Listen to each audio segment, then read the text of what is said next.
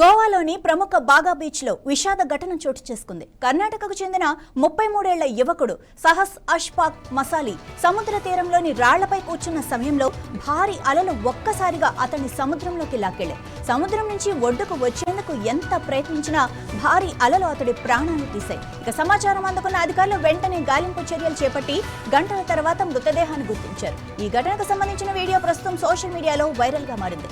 సముద్రం ఉధృతంగా ఉన్న సమయంలో రాళ్లపైకి వెళ్లొద్దని, భద్రతా హెచ్చరికలు తప్పనిసరిగా పాటించాలని అధికారులు సూచిస్తున్నారు.